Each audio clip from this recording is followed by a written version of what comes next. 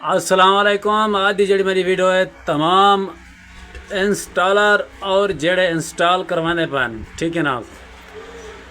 मैं तो जितना भी सिस्टम चेक करन गया, ठीक है, उतना मोटर की प्रोग्रामिंग कोई भी कोई नहीं होती, ठीक है।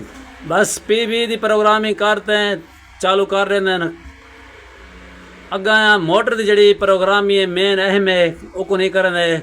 जिस टाइम मोटर सड़ती है तो वाल परेशान ही थींदा आहिनि, खुद ही परेशान थींदा आहिनि, जिन्हां दा कम कर आंदा उन्हां को भी परेशान करंदा आहिनि, ठीक है। अज तक मैं मुकम्मल जी मोटर की प्रोग्रामिंग है वो दसे सा, ठीक है। वो कंप्लीट तुसा सेव कर गिनने, ठीक है। वो चाहे इंस्टॉलर ही वे चाहे जड़ा खुद इंस्टॉल करवाने पान, अगर कोई भी इंस्टॉलर तो लेकिन आया वद ना वीडियो दिखा के ना तुसा वो अपनी मोटर की प्रोग्रामिंग मुकम्मल करा सकते वे, ठीक है। अगर वो पता ना हो सी, क्योंकि ये तो नहीं कि भी हर इंस्टॉलर को साड़ी वीडियो वेंदी होवे, ठीक है ना।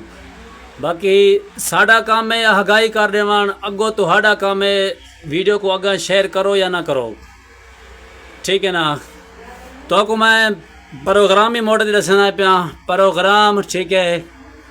तो अगो कोई भी फंक्शन आवे ना तुसा P2 ग्रुप पे जाना, ठीक है। P2 डेटा एंटर P200 वाल डेटा एंटर करे सो इतना 0 रखना है, ठीक है। ये मोटर के बारे च P2 जड़ा ग्रुप है ना, ये मुकम्मल मोटर का पैरामीटर है, ठीक है। P201 डेटा एंटर इतना होंगे किलोवाट जी मोटर तुसा ले सो, कितनी किलोवाट की तुसा मोटर लेने पाए उन्दे किलोवाट लिख सो, ठीक है ना। बिन फर्ज मैं था लिखनी है 10 किलोवाट, सॉरी 10 की मोटर है 7.5 किलोवाट, ठीक है ना। 7.5 किलोवाट इंदे लिखीज गए डेटा एंटर ए 10 की मोटर दे किलोवाट सेव दी गए। P202 ए ही वे HZ बत्ती बल गई है, ठीक है ना। यह फ्रीकवेंसी भी तुसा कितनी फ्रीकवेंसी ताकि कुछ चलावन चाहते वे, ठीक है ना, उत्ते तुसा अपना फील्ड करो, ठीक है। डेटा एंटर 50 फ्रीकवेंसी से चलावनी है। P203 डेटा एंटर इतना है RPM चक्कर मोटर दे, ठीक है ना। 1450 RPM चक्कर मोटर दे। अगर तो लेकिन 2800 या 2900 जितनी भी RPM चक्कर वाली हो तुसा लिख सकते हो।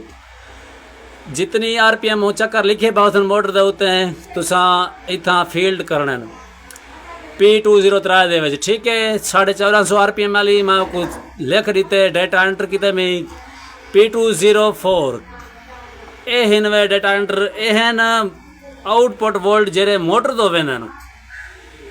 हुण तुसा मोटर को अगर 220 तो चलाने वाली 3 फेज छोटी मोटर है 220 लिख सो इतना। अगर 380 चलाने वाली है या अगर तुरे प्लेटा ज़्यादा हैं PB4 भी 110 लग चुके वाल भी जंपिंग नहीं रुकती, या तुसा P204 को वधावने, ठीक है। आउटपुट वोल्ट हैं डेटा एंटर P205 ए होंदन वे डेटा एंटर मोटर दे अंपेयर, ठीक है। ये अंपेयर वाली ए वाली बत्ती भी बल गई है, ठीक है।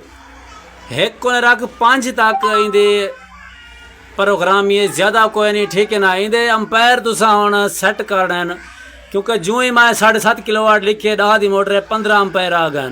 जिमें तुसा सैट करे सो उमें तुहाडे अंपेयर भी आवे सन, ओके, ठीक है। एक चंद प्रोग्राम ये को सेव करके ने याद रखने।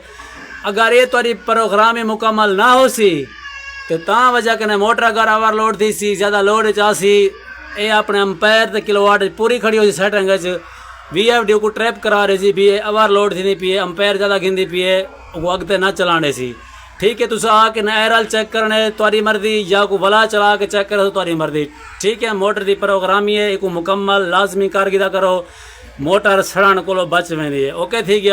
ये तमाम इलेक्ट्रीशियन हजरात वास्ते तो जेड़े इंस्टॉल करवेंदन उन्हें वास्ते भी है, ओके हो गया।